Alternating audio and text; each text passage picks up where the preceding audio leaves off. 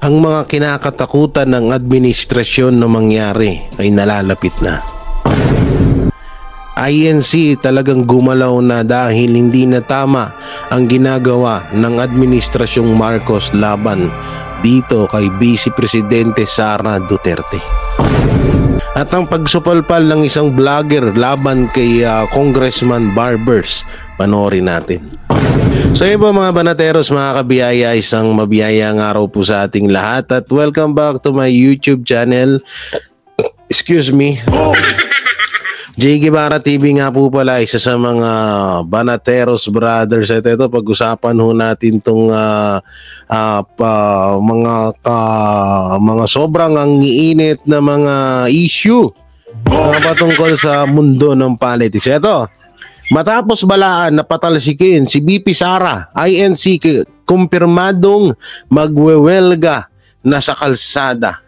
Humanda kayo. Yun, grabe. Yun, matapos ang malawakang rally ng iglesia, mga Muslim magwewelga na rin sa kalsada para kay BP Sara. Naku po, nagsanib puwersa na nga. Oo, alalahanin nyo ha, ang Iglesia ni Cristo at ang mga Muslim, yan ang mga pinakamararaming miyembro dito sa Pilipinas, no? At syempre ang KOJC. So ngayon, kung wala na nga yung mga Muslim, hindi na nga boboto sa kanila, hindi na rin boboto ang tawag dito, ang mga iglesia, lalong mawawalan no ng mga botante itong mga to. Ewan ko na lang kung magsisipanaluhan itong mga to, no? Panaluhan. Paano ba? Panalunan. Alam naman natin na lahat ay umaano ngayon, lahat ay tawag dito, lahat ay tumatakbo. Itong mga congressman at kung sino-sino pa at yung iba nga may plano pang tumakbo sa darating na 2028 election. So kung lahat na ng mga relihiyon ay nagagalit dito sa administrasyon at lalo na rito sa Congress, paktay na. At eto nga no, dito na alarma. Malamang sa malamang gagapangin na din tong INC. Malamang na sa malamang gagapangin to kasi isipin nyo, nung na-alarma sila sa AFP, ginapang agad ni Tamba. So ngayon, nagdeklara na ng magrarally itong Iglesia ni Cristo dahil tutol sila sa pagpapa-impeach kay BP Sara. Mukhang may bali-balita na gagapangin na rin ng INC. Hindi natin alam kung gaano katotoo yan. Samantalang, syempre, bago natin ito simulan, don't forget to like, share, comment, and subscribe sa ating YouTube channel. Pakipindot na lang din po yung bell button para lagi kayo updated sa ating mga video araw-araw. So, panoorin muna natin itong isa sa mga... Dito yung mukha ko eh. Lakihan natin, yan. Nandiyon yung mukha namin ni Boss Dada. Ewan ko kasi sinong vlogger to ha. Pero dito kasi, hindi ko kasi mahanap yung video ni Barbers eh. Yung kanyang talumpati about sa mga trolls daw. About daw sa mga vloggers. Ewan ko, panoorin natin to. Mga vloggers, yung mga trolls, masama yung trolls. Tampon na katili mo yung trolls. Tampon ni Satanas. Pagkasama ka sa trolls, tampon ka ni Satanas. Pero kami, hindi kami trolls. Hindi kami bayaran. Hindi lang para sa ilan. Kung may nalalaman kayo na freedom of speech, wala naman pong freedom to defame. Wow! Ano daw, kung may nalaman daw freedom of speech, wala naman daw freedom of vlogger? Hayop talaga to si Ace Barber. At samantala mapunta tayo dito sa post ng ating idol na si Jay Sonsa. So basahin natin. Umandar na naman ng fried chicken ng mga buhaya sa Batasan. Grabe talaga to si Grabe talaga to si Sir Jay Sonsa, no? Fried chicken. Ito tuloy pa natin. Ito ay tandisang pangbabastos ng isang lupon ng Congress sa isang constitutional body na the Commission on Audit, COA or tinatawag na COA. Any accountant or bookkeeper. Ba't English? Ayoko na basahin to. English pala to eh. Ayoko na English eh. Oo, si Sir Jason sa tawag dito ng post tapos English. Ayoko ng English, no? Oo. Ayoko ng mahirap na ang English. So, ano to naman to? Chavez, Doc Chavez. Ayoko na to. Ito na lang nga panoorin natin, no? Ito, maganda pa panoorin to. Pakinggan nyo to, ha? Play. Ang buhalang buhaya, naghahasik ng pangamba ngayon.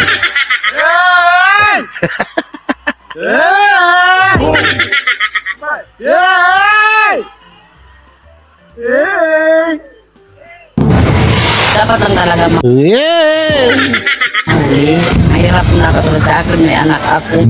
Ang kasalo nila sa karagatan, pati na sa lupa. Mga buhaya.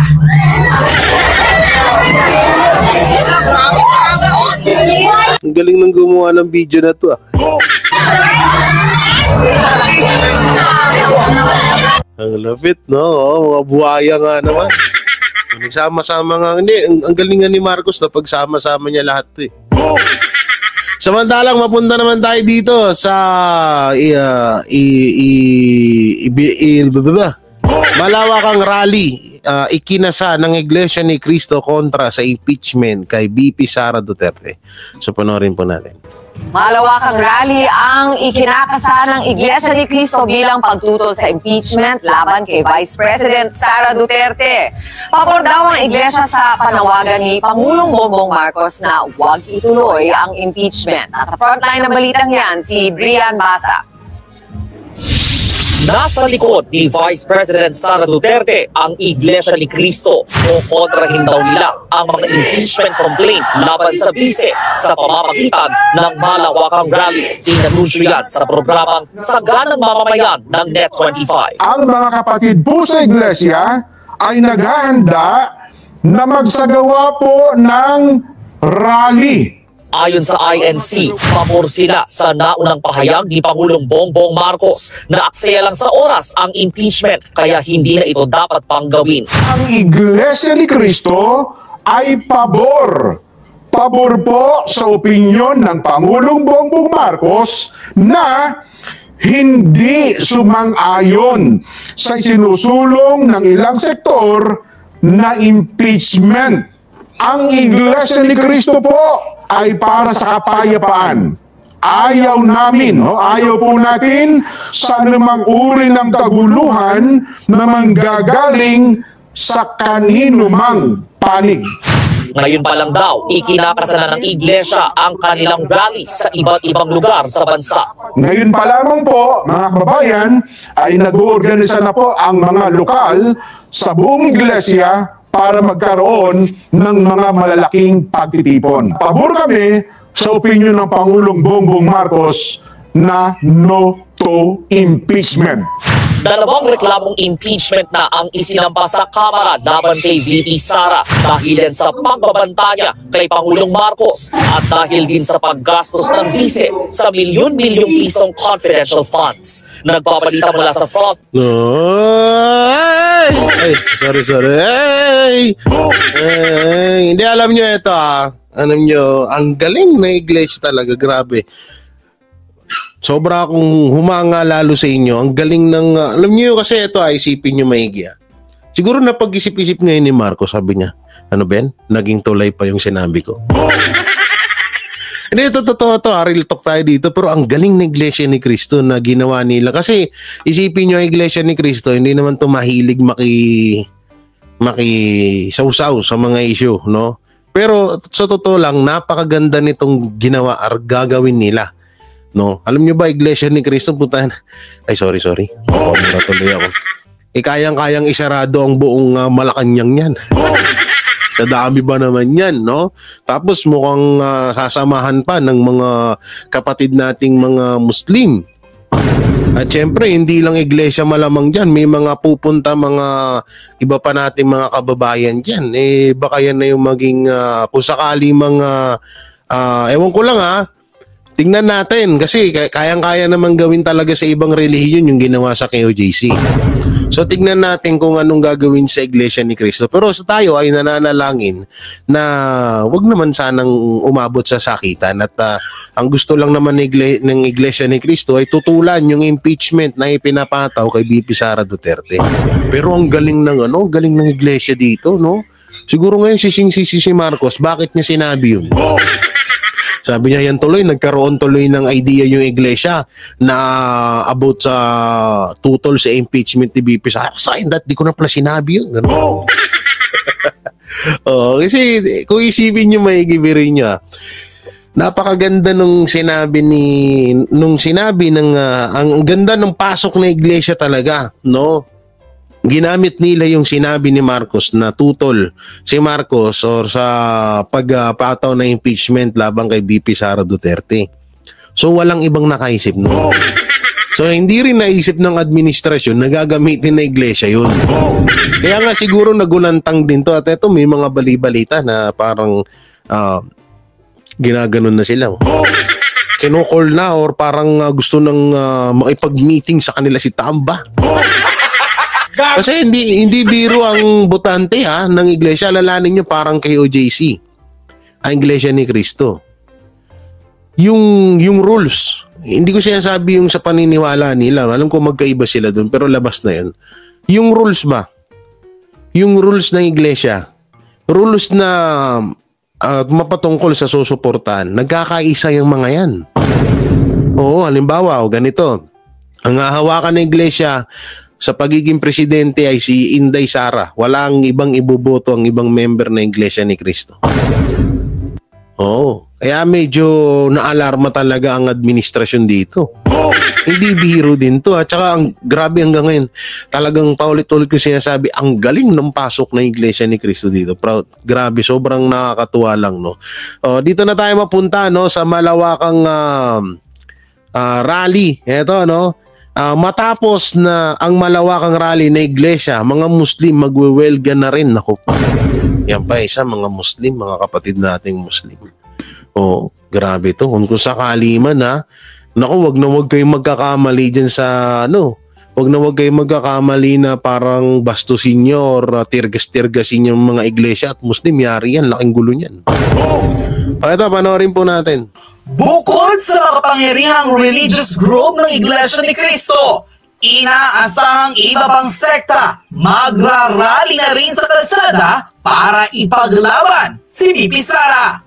Bukod sa miyembro ng INC, tila aalis na rin sa kanilang mga bahay at tuluyang magwewelga sa kalsada ang mga religious group ng KOJC, maging ang samahan ng mga Muslim sa iba't ibang panig ng Pilipinas. Noko po, tatlong pinakamalalaking relihiyon dito sa ating bansa, Muslim, Iglesia at KOJC.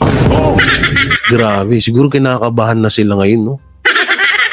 Na ngayon pa lamang ay naghahanda na ng kinangkilos protesta para ipahiwatig sa tao at sa gobyerno na hindi dapat pinagtutulungan ng mga politiko ang Vice President na si Sara Duterte. Yari kayo dito. Umani ng samot-saring reaksyon ang naging viral video na ito kung saan pinagpiyastahan ng maraming tao ang Vice President na si Sara Duterte sa kabila ng paghahain ng mga impeachment complaint laban sa kanya, partikular na ng kampo ng Makabayan Black sa Kongreso. Puta na kasi bakit tayo kasi patanggal ni Marcos itong mga to? Diba? Di isipin nyo maigi Etong Makabayan Black, ito yung nakakagulo sa sa postura o muka ng gobyerno ngayon. O baka naman kaya nandiyan yung Makabayan Black na yan na tinahayaan sa ginagawa nila, baka kakuntsaba na nga talaga ng administrasyon. Ako'y nagtatanong lang, no? Kasi isipin nyo kung ang iglesia, Muslim at KOJC, sinisigaw nila yung maling ginagawa or maling pagtutol o maling desisyon ng mga congressman sa impeachment laban kay VP Sara Duterte. Hindi ba iniisip ng presidente na pati siya damay dyan? So kung ako presidente at alam ko makakasira ka sa reputasyon ko at reputasyon ng administrasyon, tatanggalin kita dyan. Lalo pa yan, no? Yung isa dyan sa tatlong yan, convicted. Diba? So ngayon, maliwanag na talaga sa atin na ang mga komunista na katulad nito nila ng Makabayan Bloc at ang administrasyon ay nagkakaisa naman talaga. Kasi kung ako dinudungisan mo ang pangalan ko, nagkakalat ka ng basura sa bakuran ko, papalayasin kita. Oo, totoo yan. So ngayon, di ko alam bakit hanggang ngayon tuloy-tuloy pa rin yung impeachment, yung pagpapapansin ng mga Makabayan Bloc na to.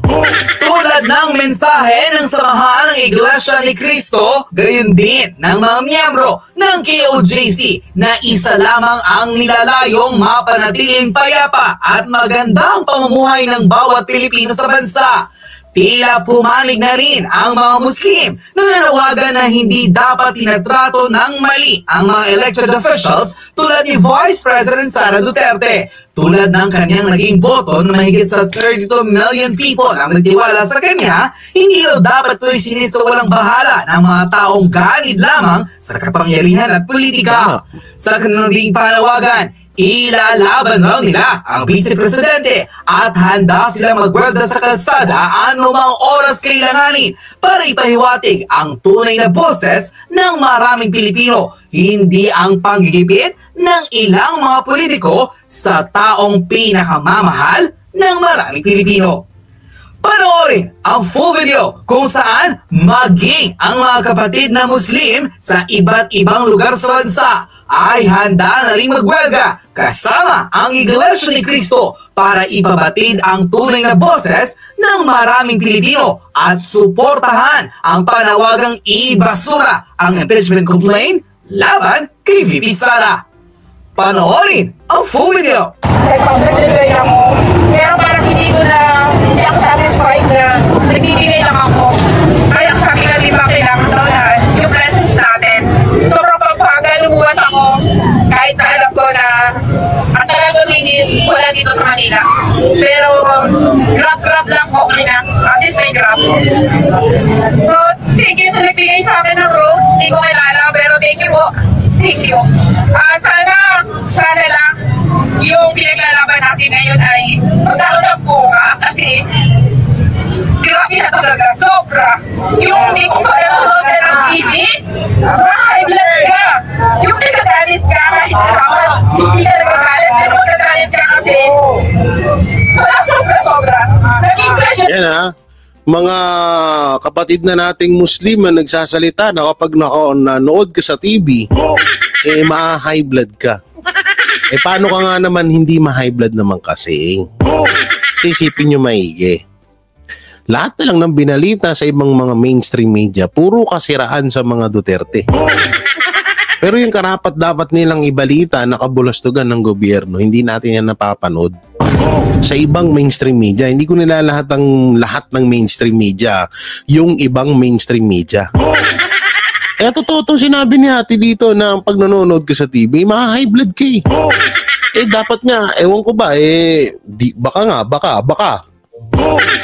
baka talagang hawak or bayad na ng gobyerno ang ibang mainstream media. Baka lang naman, baka. Meron ako ng barangay.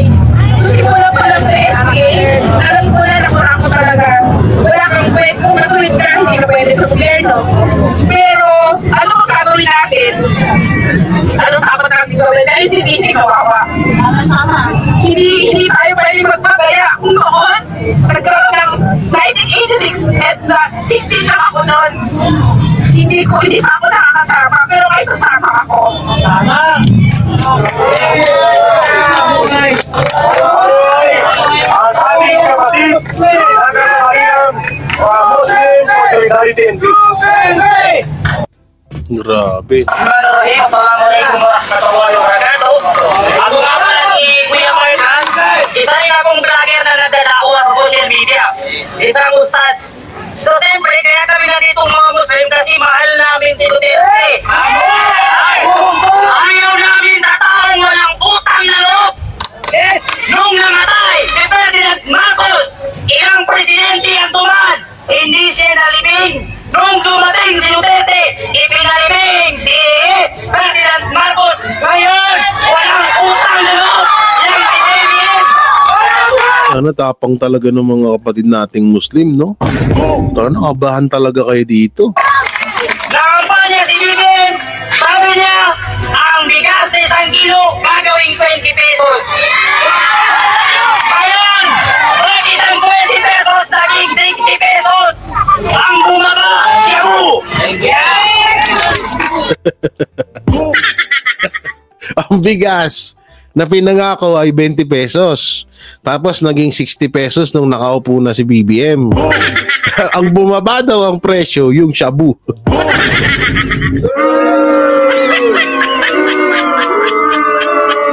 Hindi, ito totoo yun.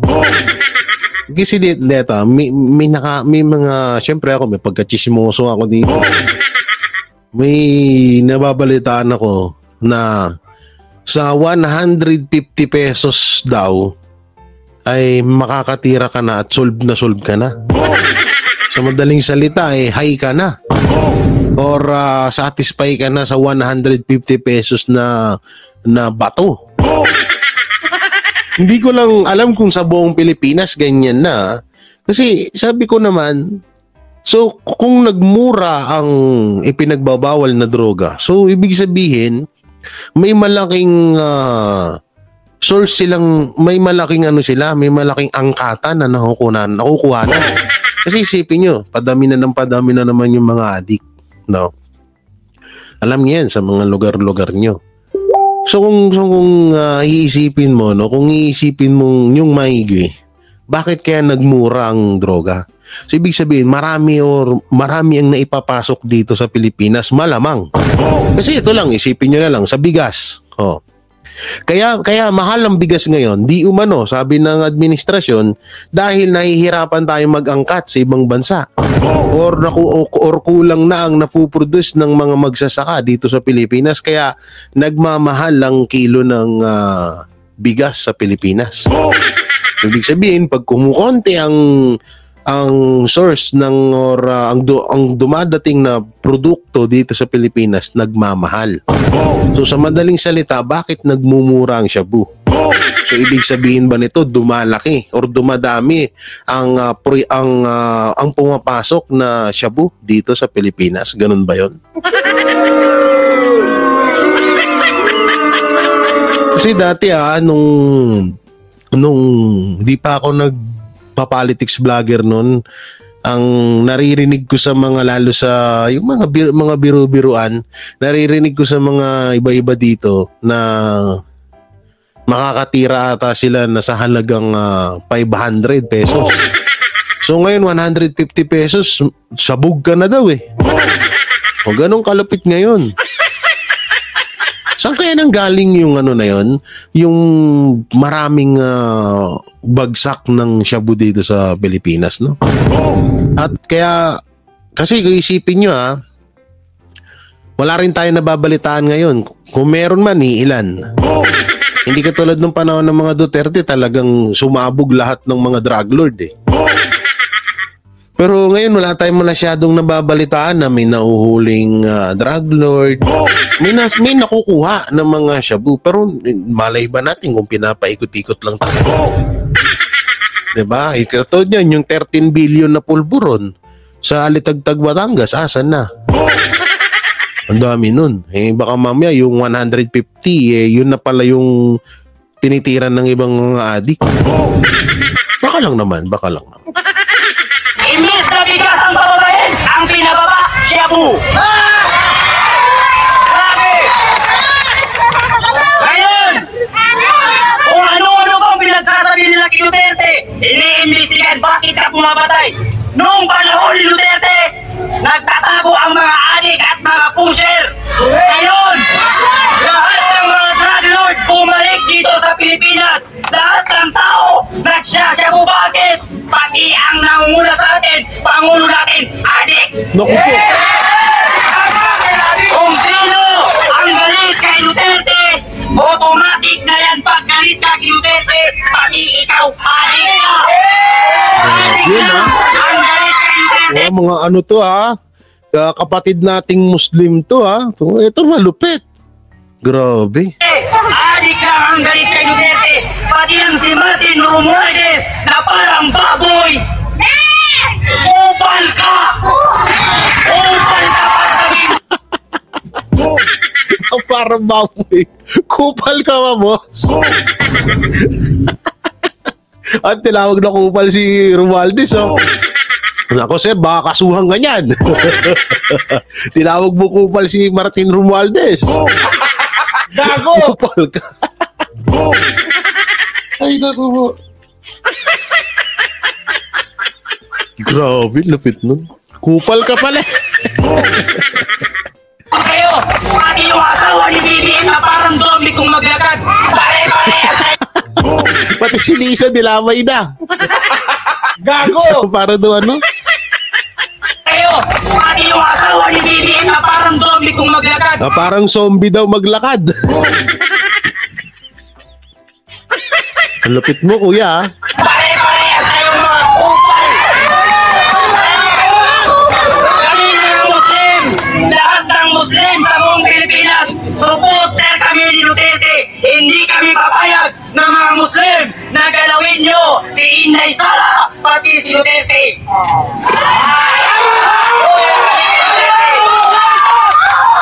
Pati ang Senado, galit sa kay Duterte! Ibig sabihin, pati kayong mga Senado adik?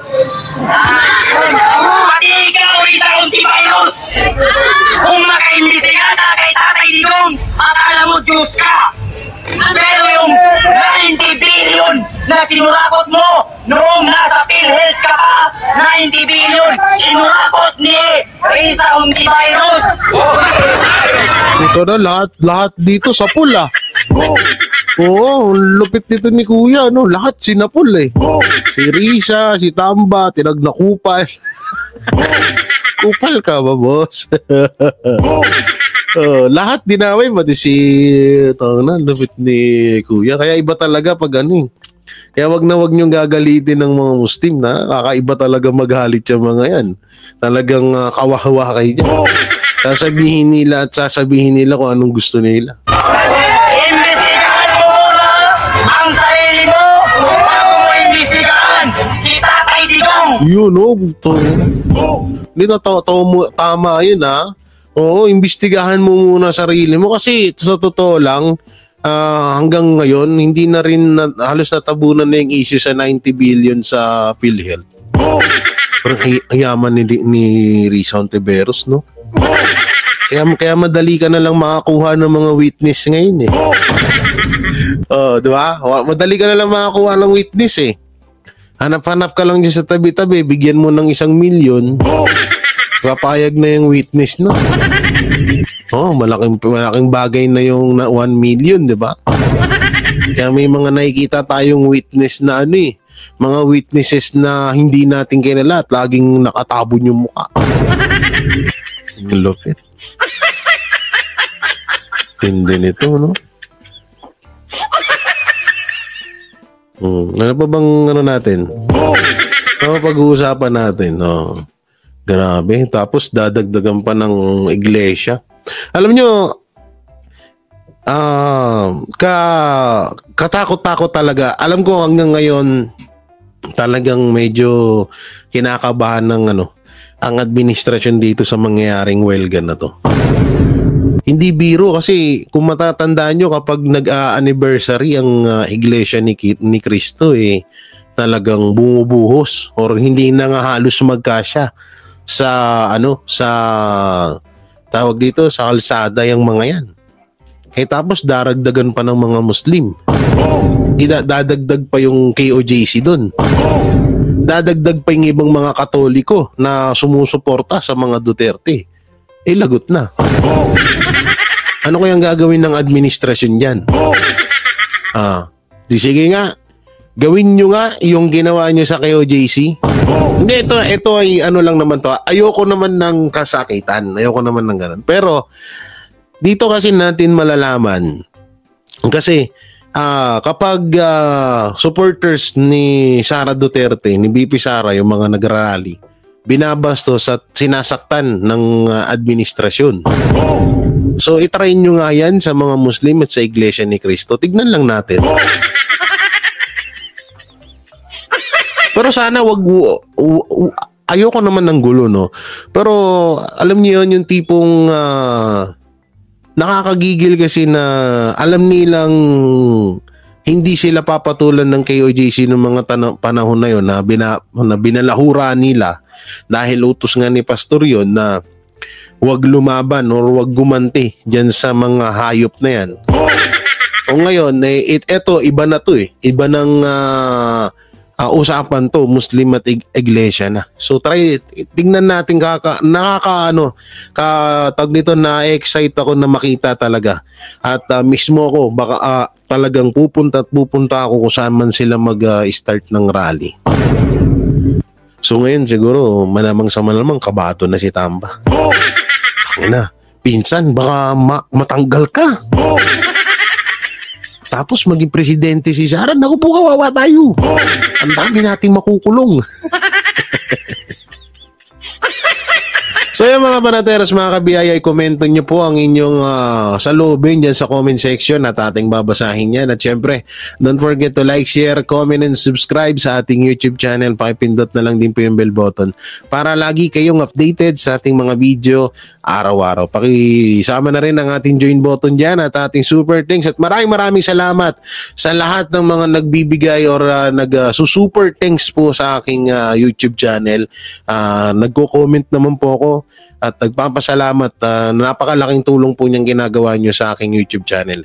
No, at syempre, mega love shoutout sa ating lahat ng OFW hero abroad, saan man sulok ng bansa, at sa ating mga mahal na senior citizen na patuloy na sumusuporta sa SMNI Banateros at KJ Guevara TV. So yun, hanggang dito na lang. Maraming salamat. Ingat kayo palagi. God bless and peace and bye-bye. Banateros, walang inuurungan. Pag tama palakpakan, pag mali ay babanatan. Yan ang Banateros, boses ng ordinaryong Pilipino. Banateros ay walang makakaawan. Walang inuurungan, Banateros ay tinutulungan.